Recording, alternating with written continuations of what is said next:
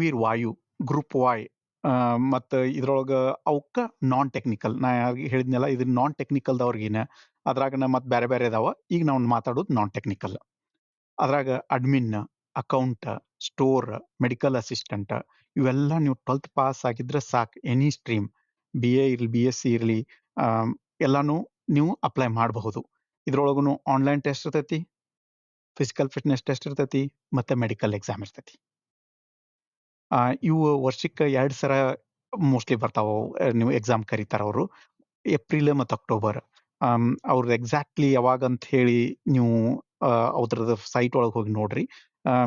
ನೀವು ಇದ್ರೊಳಗೆ ಇಂಟ್ರೆಸ್ಟ್ ಇದ್ರೆ, ನಾ ಇನ್ನೊಂದು ನನ್ನ ಫ್ರೆಂಡ್ ಜೋಡಿ ಏರ್ಫೋರ್ಸ್ ವೈ ಗ್ರೂಪ್ ಒಳಗೆ ವರ್ಕ್ ಮಾಡಿ ರಿಟೈರ್ ಆಗ್ಯಾರ. ಆ್ಯಂಡ್ ನಾವು ಅವರು ಬ್ಯಾಂಕಲ್ಲಿ ವರ್ಕ್ ಮಾಡಕತ್ತಾರ ಆಫ್ಟರ್ ದ ರಿಟೈರ್ಮೆಂಟ್. ಹಂಗೆ ಅವ್ರ ಬಗ್ಗೆ ನೀವು ಅದ್ರ ಬಗ್ಗೆ ಬೇಕಾಗಿತ್ತಂತಂದ್ರೆ ಅವರ ಕಂಪ್ಲೀಟ್ ವಿಡಿಯೋ ಹೇಗೆ ಜಾಯ್ನ್ ಆದರು, ಹೆಂಗಿತ್ತು, ಅವ್ರ ಏನು ಅದ್ರದ್ದು ಅಡ್ವಾಂಟೇಜ್ ಇತ್ತು, ಅದ್ರ ಬಗ್ಗೆ ಎಲ್ಲ ಒಂದು ವಿಡಿಯೋ ಮಾಡೀನಿ.